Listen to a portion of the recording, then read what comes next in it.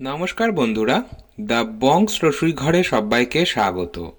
আজকে শেয়ার করব একটা খিচুড়ি রেসিপি, সাবুদানার খিচুড়ি। আজকে এই খিচুড়িতে আমি কোনো রকম ডালের ব্যবহার করব না। আজকে এটা বানাবো একদম মহারাষ্ট্রিয়ান স্টাইলে। ভীষণই খেতে সুস্বাদু হয় আর বানানোও কিন্তু ভীষণই সহজ। যে কোনো নিরামিষ দিনে কিংবা উপোসের দিনে এটা বানিয়ে নেওয়া যেতে পারে। আসুন দেখে নেওয়া যাক আমার আজকের এই ভিডিওটা। আমি সাবুদানার খিচুড়ি বানানোর জন্য একটা বাটির মধ্যে নিয়ে নিচ্ছি 1.5 কাপ পরিমাণ বড় দানার সাবু। সাবু দুই রকম হয়, একটা বড় দানার হয় আর একটা একটু ছোট দানার হয়। সাবুর খিচুড়ি কিংবা সাবুর পোলাও বা সাবুর পরোটা বা সাবুর পকোড়া যাই বানান না কেন, এই বড় দানার সাবু ব্যবহার করলে বেশি ভালো হয়। আমি এবার এই সাবুটা জল দিয়ে বেশ কয়েকবার জল বদলে বদলে ধুয়ে নেব। সাবুর ওপরে একটা মোটা আস্তরণ থাকে, সেটা স্টার্চ বা মাড় বলা হয়। সেইটা ভালো করে ধুয়ে পরিষ্কার করে নিতে হবে। দেখুন, আমি বেশ কয়েকবার জল বদলে বদলে ধুয়ে নিয়েছি। জল যতক্ষণ না পর্যন্ত পরিষ্কার হয়েছে ততক্ষণ পর্যন্ত ধুয়ে নিয়েছি। এবার এর মধ্যে আমি দিয়ে দিচ্ছি 6 টেবিল স্পুন জল। নর্মাল জল ব্যবহার করছি, কোনো গরম জল বা ঠান্ডা জলের ব্যবহার করবেন না।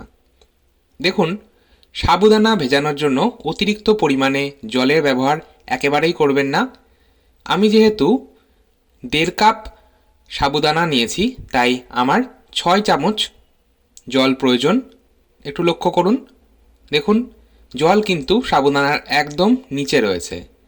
অতিরিক্ত জল দিয়ে যদি সাবু ভেজানো হয়, সাবু একটু পাক পাক হয়ে যায়, মানে বেশি নরম হয়ে যায়। সেক্ষেত্রে সাবুর পোলাও বা খিচুড়ি কিন্তু একেবারেই ঝরঝরে হবে না। আমি 2 ঘন্টা এইভাবে ভিজিয়ে রেখেছিলাম। 2 ঘন্টা পর আমি ফিরে এলাম। দেখুন, জল একদম টেনে নিয়েছে আর সাবুদানাগুলোও কিন্তু বেশ ফুলে উঠেছে আর নরম হয়েছে। দেখুন, প্রত্যেকটা সাবুদানা কিন্তু খুব ভালোভাবে ভিজে গেছে আর সফট হয়েছে। একটার সাথে একটা একেবারেই লেগে নেই। একটু দলা দলা রয়েছে, এইগুলো হাত দিয়ে ভেঙে নিচ্ছি।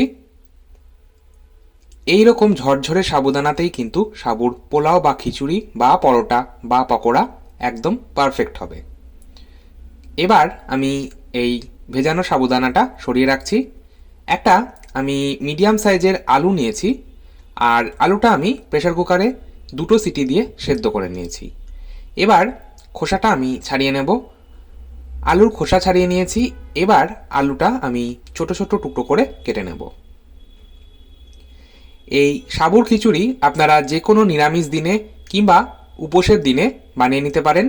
বিশেষ করে একাদশীর দিনে অনেকেই উপোস করে থাকেন, তারা কিন্তু এই সাবুদানার খিচুড়ি বানিয়ে নিতে পারেন। ভীষণই সুস্বাদু হয়। চলে যাচ্ছি নেক্সট স্টেপে। একটা কড়াইয়ে দিয়ে দিচ্ছি 1 টেবিল স্পুন রিফাইন্ড অয়েল। তেলটা পুরো কড়াইয়ে আমি ছড়িয়ে নিচ্ছি। এরপর তেল খুব ভালো করে গরম করে নেব। তেল গরম হয়ে গেলে দিয়ে দিচ্ছি কিছুটা চিনেবাদাম। চিনেবাদামের পরিমাণটা আমি বলছি না, বাদামের পরিমাণটা আপনারা আপনাদের ইচ্ছে মতন রাখতে পারেন। বাদামটা ফ্রাই করব, ম্যাক্সিমাম 1 থেকে 1.5 মিনিট সময় লাগবে। গ্যাসের ফ্লেম মিডিয়ামে রেখে বাদামটা ফ্রাই করে তুলে নিলাম। চলে যাচ্ছি নেক্সট স্টেপে। ওই একই তেলের মধ্যে আমি ফোড়নে দিচ্ছি 1/2 চা চামচ গোটা জিরে। দিয়ে দেবো কাঁচা লঙ্কা। এখানে আমি 4টে কাঁচা লঙ্কা একদম ছোট করে কুচিয়ে নিয়েছি, সেটাই দিয়ে দিলাম। ঝালটা অবশ্যই নিজেদের স্বাদ মতন ব্যবহার করবেন। আর দিয়ে দিচ্ছি 1 চা চামচ আদা বাটা। এবার এই ফোড়নটা একটু ফ্রাই করব গ্যাসের ফ্লেম মিডিয়ামে রেখে। যেহেতু আমি এটা নিরামিষ করছি, তাই পেঁয়াজ রসুনের ব্যবহার করছি না। আপনারা চাইলে পেঁয়াজ রসুনও ব্যবহার করতে পারেন। এই সময় দিয়ে দিলাম আগে থেকেই সেদ্ধ করে রাখা আর ছোট করে টুকরো করে রাখা আলু, আর দিয়ে দিলাম ছোট চায়ের কাপের 1/2 কাপ মটরশুঁটি বা কড়াইশুঁটি।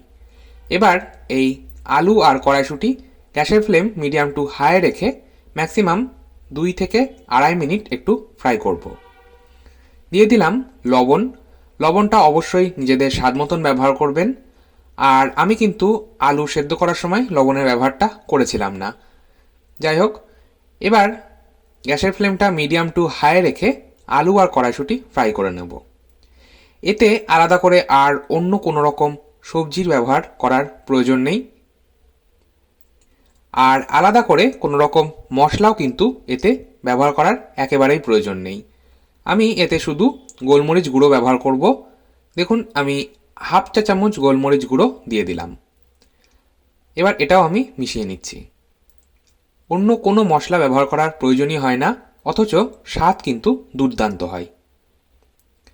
এবার আমি এর মধ্যে দিয়ে দেব আগে থেকেই ভিজিয়ে রাখা সাবুদানা। গ্যাসের ফ্লেমটা মিডিয়ামে রেখে এই কাজটা এবার করতে হবে। আমি সাবুদানাগুলো ভালো করে মশলার সাথে মিশিয়ে নিচ্ছি। সাবুদানাগুলো গ্যাসের ফ্লেম মিডিয়াম অথবা লো টু মিডিয়ামে রেখে ফ্রাই করব। দেখুন, সাবুদানাগুলো যতক্ষণ না ট্রান্সপারেন্ট হচ্ছে ততক্ষণ পর্যন্ত ফ্রাই করতে হবে। সাবুদানাগুলো ফ্রাই করা হয়ে গেলে কালারটা হালকা চেঞ্জ হয়ে যাবে, তখন বুঝবেন সাবুদানা ফ্রাই করা হয়ে গেছে।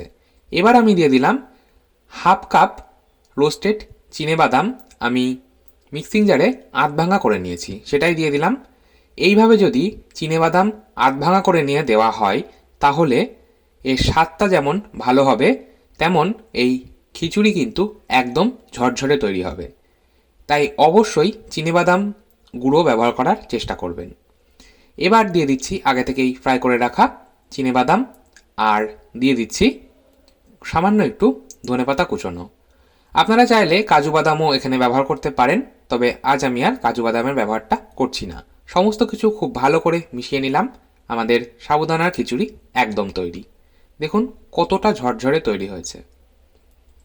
আপনারাও বাড়িতে অবশ্যই এইভাবে কিন্তু একবার ট্রাই করে দেখতে পারেন। গ্যাসের ফ্লেম বন্ধ করে দিলাম। সবশেষে আমি আরও একটা ইনগ্রিডিয়েন্টস অ্যাড করব, এতে করে এই খিচুড়ির স্বাদ কিন্তু দুর্দান্ত হবে। দিয়ে দিচ্ছি অর্ধেক পাতিলেবুর রস। গ্যাসের ফ্লেমটা অবশ্যই বন্ধ করে পাতিলেবুর রসটা ব্যবহার করতে হবে, না হলে তেতো হয়ে যাওয়ার সম্ভাবনা থাকে। পাতিলেবুর রস দিয়েও ভালো করে মিশিয়ে নিচ্ছি। আমাদের সাবুদানার খিচুড়ি একদম তৈরি। এবার এটা সার্ভ করা যেতে পারে। আমি গরম গরম সাবুদানার খিচুড়ি সার্ভ করছি। আপনারা বাড়িতে অবশ্যই যে কোনো নিরামিষ দিনে অথবা যে কোনো উপবাসের দিনে বানিয়ে নিতে পারেন। আশা করছি আপনাদেরও ভীষণই ভালো লাগবে। আজকের মতো এই পর্যন্তই। আবার চলে আসবো নতুন কোনো ভিডিও নিয়ে। আমার ভিডিওটা ভালো লাগলে একটা লাইক দেওয়ার অনুরোধ রইল, আর আমার ভিডিও সবার আগে আপনার কাছে পৌঁছতে চ্যানেলটা সাবস্ক্রাইব করে পাশে থাকা বেল আইকনটা প্রেস করে দিন। আজকের মতো এই পর্যন্তই। ভালো থাকুন, সুস্থ থাকুন, ধন্যবাদ।